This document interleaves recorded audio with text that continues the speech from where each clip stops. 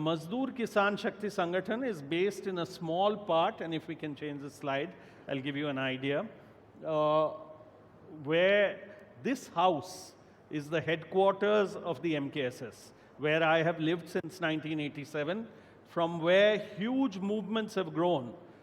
Everyone in the MKSS, because as I said, we are not funded, we take money only from people.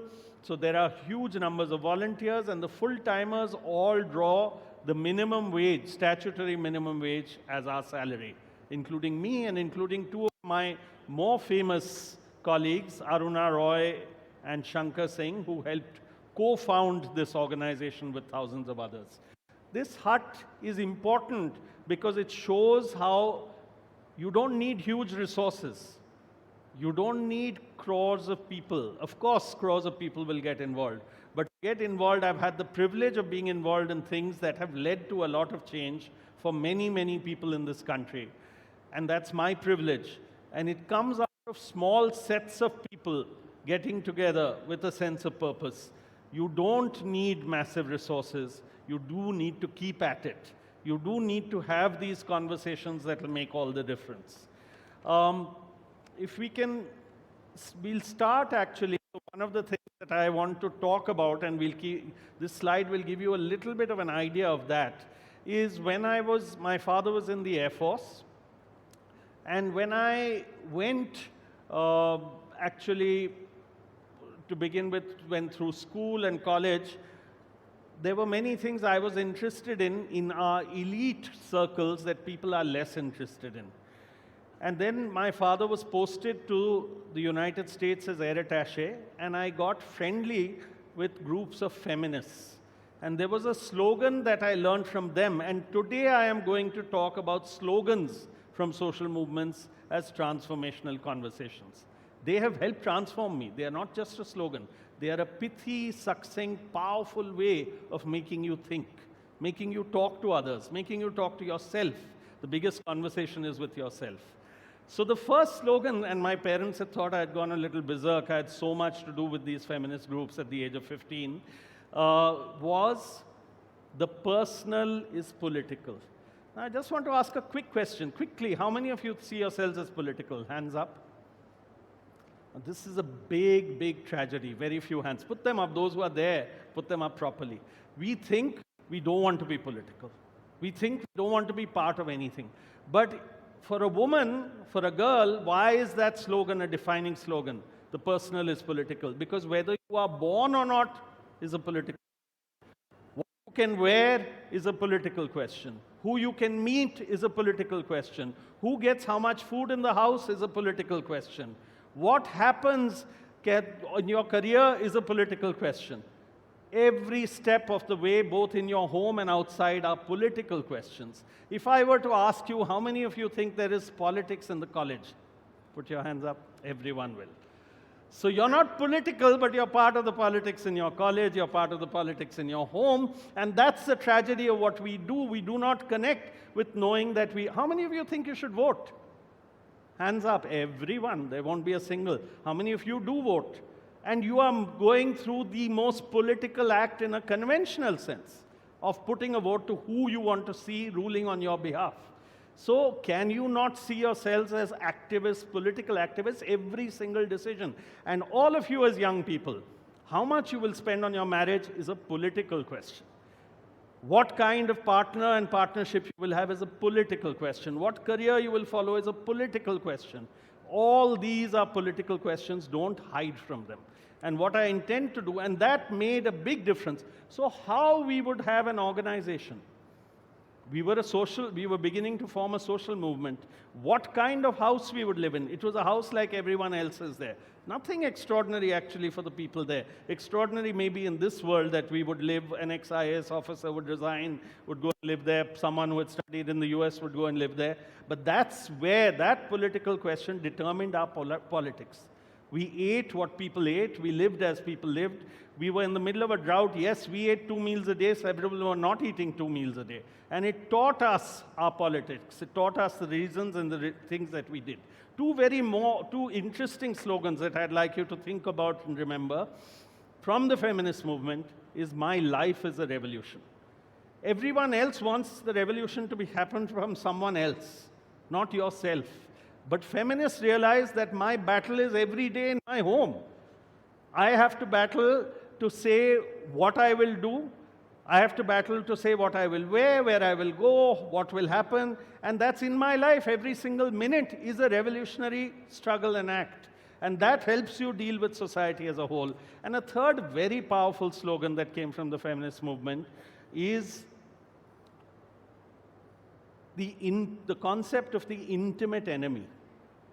Who is your adversary as a feminist? Who is your adversary?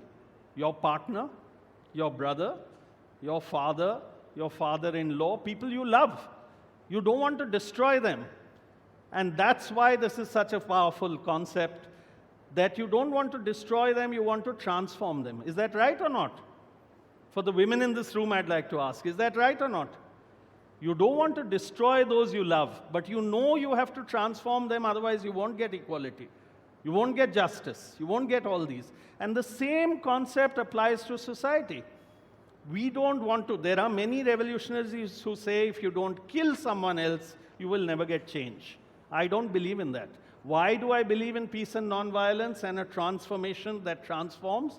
Because I think things should change. They have to change, otherwise there will be injustice. But they have to change so that that person is transformed, not destroyed. So the idea comes and takes root. So if we can put the next slide. Now I'll talk about slogans in my life. So this is Dev Dungri, the house, and this is the courtyard. That same hut, when you step in, this is what it is, and there are 2 rooms. But if we can take the next slide. Next slide. So this gives you an idea of how we have moved. It's not 1, 2, 3, 5 of us. It's with hundreds, thousands of people who have given more time actually than most of us would in elite India to change things, not just for themselves. So I'm going to talk about, there were 2 movements that moved together that brought about 2 national laws that are celebrated across the world that I've had the privilege. Those thoughts came from that hut. Those thoughts came from small sets of people, but people took to it, and that's why we had a social movement. So what was the first slogan amongst that from my life that I've learned a lot? Ki har haath ko kaam do, kaam ka pura daam do. How many of you would agree with that? Every hand wants work. Every work wants its just reward. You would agree with it? Such a powerful idea of the right to work. Today with AI and with various other things, they want people not to work. Work is part of life. Right to part of life. If you don't work, you're lonely. What we just heard. It's part of our social existence. It's what you talked about, how we dealt with COVID, how we dealt with everything else. I can't sit and be fed like some machine or be dispensed with. So that powerful slogan came from people, but not just for themselves, for everyone around. So har haath ko kaam do, kaam ka pura daam do became the defining slogan for a law called the National Rural Employment Guarantee Act. It is still not the right to work, but it is a big step towards the right to work because it guarantees 100 days of work. It came when there was a neoliberal framework across the world where they were saying the market will do everything. The market was not doing everything. The state has certain responsibilities, and it's incredible that India took a step in 2005 to say any rural citizen who comes for work will get 100 days of work at minimum wages. I mean, a law college, you need to know these kinds of things within 5 kilometers of where they live to do development work in their area so that infrastructure can build. Incredible step that was taken. But while we were fighting for the law and people were saying impossible, it'll never come, politicians saying it'll never come, at that time, suddenly there was a communal conflagration that began from Gujarat, and into Rajasthan were coming people who were bantoing trishuls. You all know what that is. You know that that took place. And so the slogan shifted to Trishul nahi, talwar nahi, har haath ko kaam do. It was the idea that was communicated by people. We don't want to fight. We don't want to kill each other with trishuls and talwars. Our hands should actually have work, should have development. So very powerful juxtaposition again through a slogan that should make all of us think about what kind of India we want. And today in Rajasthan, the preparation for the new law that was talked about in my introduction, the minimum income guarantee law. If you go to Narega work sites, do you know there are 14 crore active job cards? 14 crores in this country who are going to Narega. There's a big battle on, and I invite you to join that battle on whether they should get all that the law gives them as rights and guarantees. And you know there's a big debate on, including in the Supreme Court, between freebies and rights. I am talking about rights through my discussion. I invite you to join that discussion and conversation and think about what it means to have the right to work. Think about what it means to have the right to minimum wages. Think about what it means to have the right to speak. These are all very, very powerful rights. We completely dispute the idea that this should be considered a freebie or a ravery. And it's something that we would like to discuss and talk about. So today, a law that's on the verge of being passed in the state of Rajasthan, the first pension law. Who's keeping time? Where you are. So please come a little forward. How much is left? 10? 5 minutes, okay. So I'll move quickly. The first pension law in the came out of Narega because there are millions of 70, 80-year-olds working there because they can't live. So there's going to be a minimum income pension for those who can't work of 1,000 rupees, indexed at 15%, and the law will pass in the next month, and there is huge mobilization going on. And the slogan was, Har haath ko kaam do, kaam ka pura daam do, kaam ka pura daam do, budhape mein aaram do, budhape mein aaram do, pension aur samman do. Work when you can work.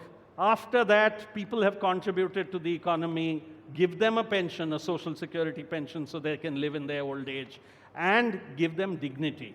That's the next take the next couple of slides. The next very big movement was the right to information movement. This is the very first public hearing in 1994 in a village, Kot Kirana, where we brought out government documents and read them in public, and people said, oh, we have been taken for a complete ride. And what was the slogan that defined it? Hamara paisa, hamara hisab. 4 words. You understand what right to information means in a democracy. It's all our money, and we want its accounts. We want accountability about it. The next slide, and just keep changing 2, 3 slides. So this moved into saying, Sushila here who used this, if you see in front of VP Singh, a story, she said that Hamara Paisa, when I send my child to school with to the bazaar with 10 rupees to get me tea and salt, then when she comes back, I ask for accounts. The government spends crores, billions in our name. Can't I ask them for accounts? Hamara paisa, hamara hisab. So Sushila's voice is reverberating right across the country in that slogan of what we mean by the right to information. And so next, go to the next slide. And similarly, there was a slogan ki hum janenge, hum jiyenge. The right to know, the right to live.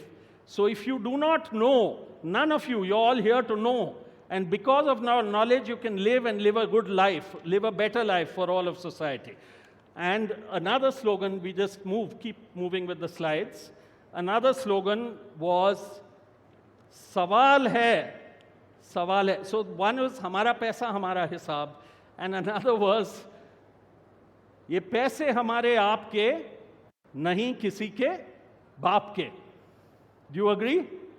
Do you agree that the money is yours and mine and nobody's personal property? Do you agree or not? I want to do a small thing. Will you say it with me? I'll say Hamara Paisa, you say Hamara Hisab. Do you agree? Let's give it a shot. Hamara Paisa. So you're all middle class people. You have to get to be proper activists. Properly, Hamara Paisa, Hamara Hisab with your fists up and jor say, Hamara Paisa.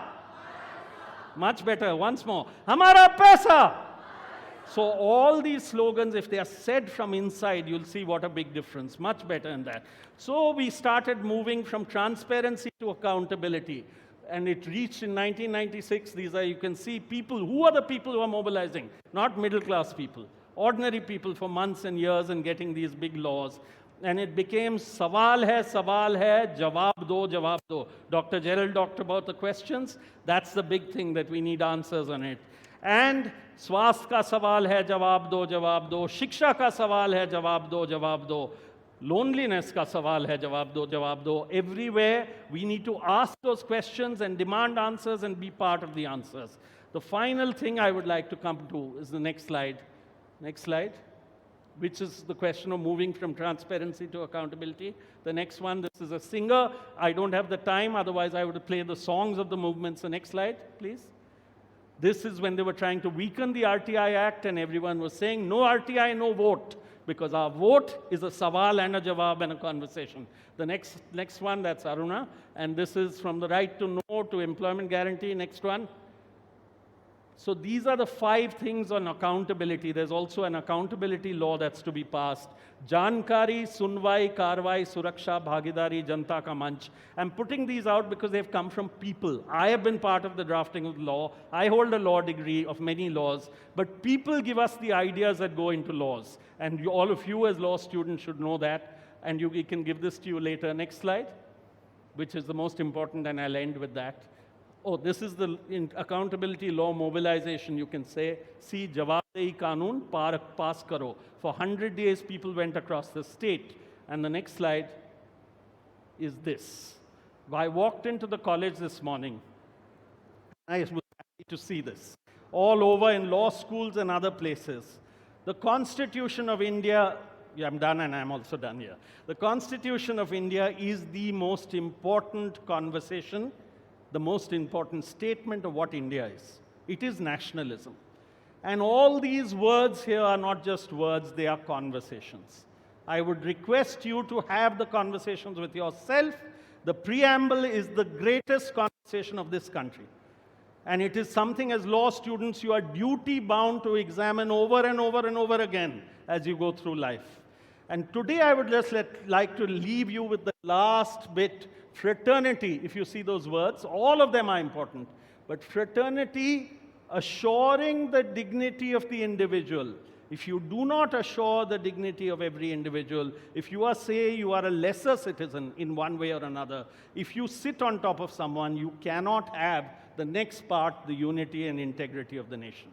If we want that, it's our duty to make sure everyone leads a dignified life. That's what I hope all of us can continue to do. Thank you very much.